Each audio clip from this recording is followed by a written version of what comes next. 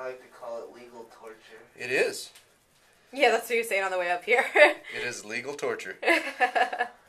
You could actually get a lot of information from people if I do this.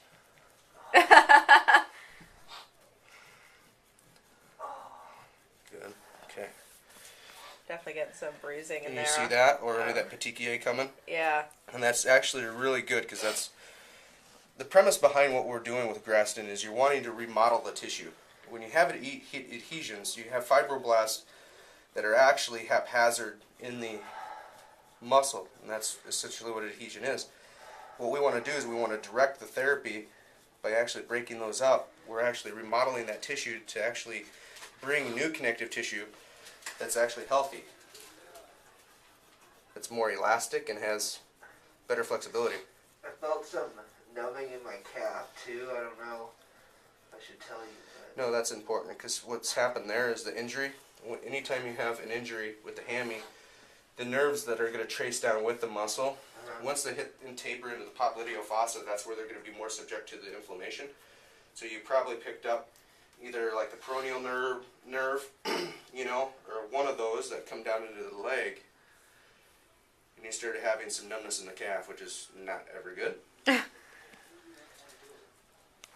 come in through here as well and work through there.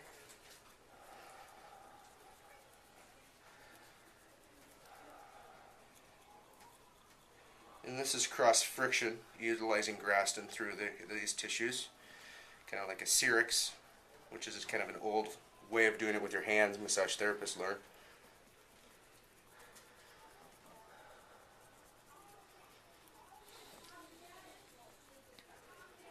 Do you train with Sean?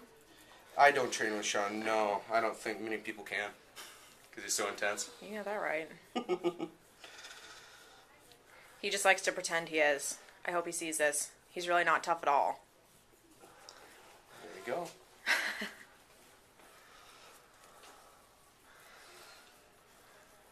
Oh, Sean's a great guy. Yeah, he's cool.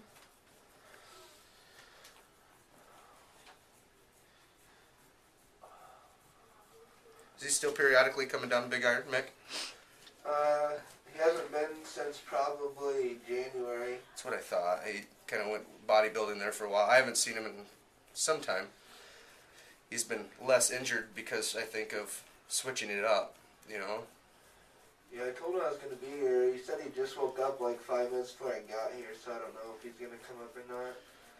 I know you had a friend doing a show today or something. Yes. So, you know, one of his buddies, another patient friend that Sean kind of helped train, Rob Powers, is his, I guess his name on the radio. He does radio. Oh. Oh, that's cool. Yeah, KISS, what is it, 107.1? Kind of the top 40 station here in town. Nice.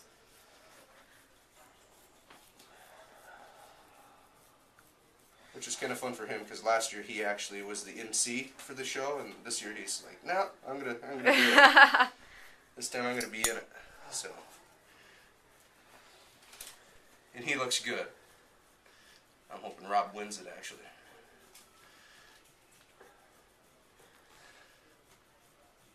Jeez. So you see how much more aggressive GT. This is called GT3. They're all numerically numbered, so that way, when we're documenting, you know, notes, we can actually put that into our notes to allow us to go back and know which tools we used. Kind of nice. They're all individually patented as well. That's why you'll see many variations of this therapy now out there on the internet, utilizing different tools, plastic tools, all sorts, but that's primarily because these are individually patented. No one can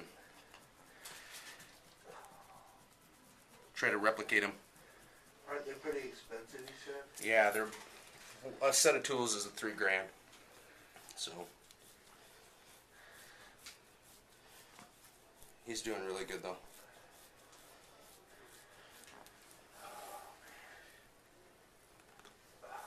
So sore. It is sore. And you can see where even though I'm up here, we're not eliciting the same petechiae response.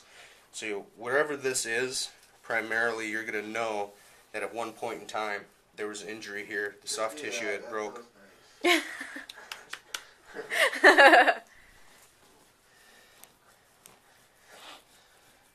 It is. Is it going to feel different when he lifts? It'll be gone. And that's why most appreciate, going deeper. It looks bad, Right. but what you functionally restore to the muscle for, Mick, Sean, Rob, a lot of these guys, even Rich, that you know real well, Schroeder, Rick Schroeder, Do you know him, Mick? I don't know. yeah, when I'm doing this, he's probably mentally shut off. Right. But he goes down to big iron too. You would recognize him. Yeah. Yeah. When you're lifting that heavy, you have to feel the weight, obviously. You gotta have all the proprioceptors firing in the muscle. You have to be able to, balance and control that weight all the way throughout your lift. And Maybe you can get some new people from this.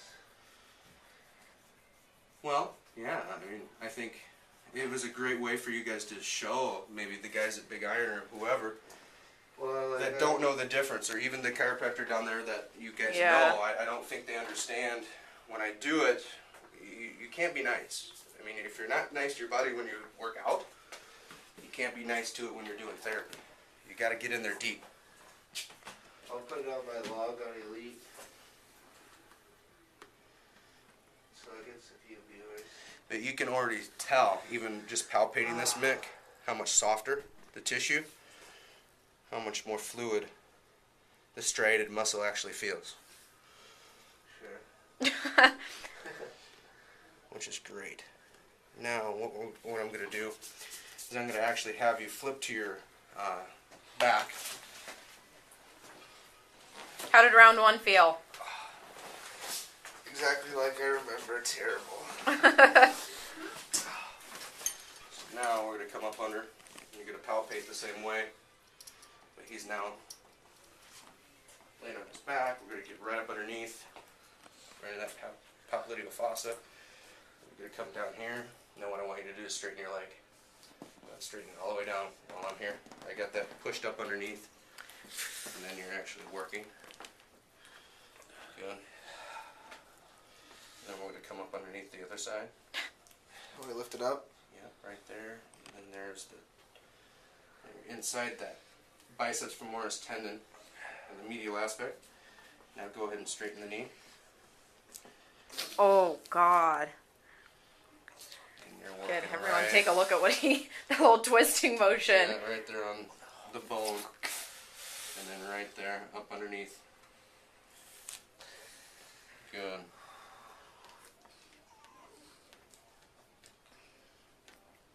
Good, that's it. Oh, my goodness. Good.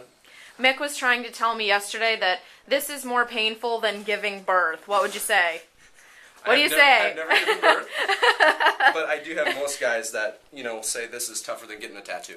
Oh, jeez. They would much rather get a tattoo Oh God, I didn't even compare. Yeah. It's much, much rougher. So, just something that you have to endure, in the short term. You have an injury that's affecting how you lift. Going to affect, obviously your training cycle. It's something that obviously once you restore that and they're able to go back to training the way that they were at a high level, it's worth the world.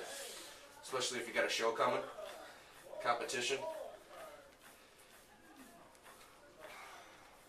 And then coming all the way down through where you can see where the muscle wants to insert right on the bone here. That medial head of the hamstring.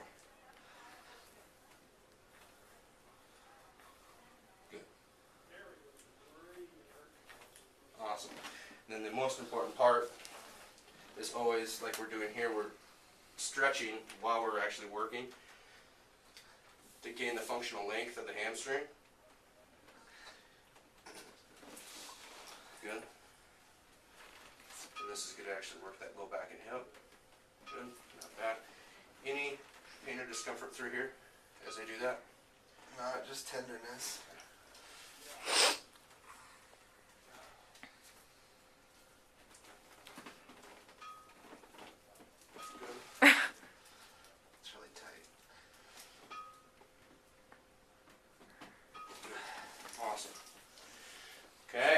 So that region's done. Now we gotta go to the low back.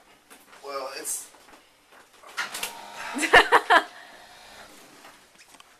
it's like more mid back. Okay. It's like right here. Right in the I shoulder don't blade. know if it's that same spot that you did the subscapular. I might have to. That's I heard rough. about that one, yeah. This one's just as fun. Why do I hurt the worst one? Yeah, like right around So there. we're gonna start. We're just gonna kind of loosen it up, soften the muscle first, and then what he's talking about is it's kind of a subscapular lift. You're getting up underneath the scapula with the big long handlebar GT1. Oh man. But yeah, Mick doesn't like this one. This is one actually Sean's favorite. So Well, he's a freak. He is so a freak.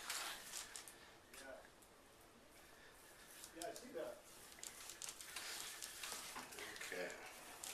I remember the days of just doing the heat thing for a while. The what's that called? Ultrasound? Ultrasound, yeah. Yeah. When that was all easy. Yeah.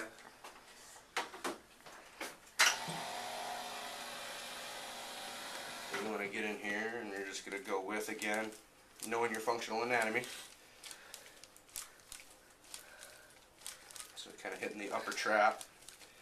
Then you kind of move into where the levator inserts on the medial superior scapular shoulder blade.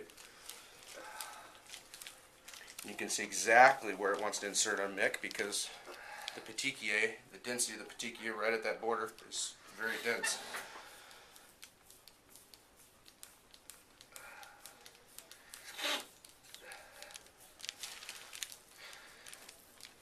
So you just start breaking that up, and you can see the difference between the hamstring and an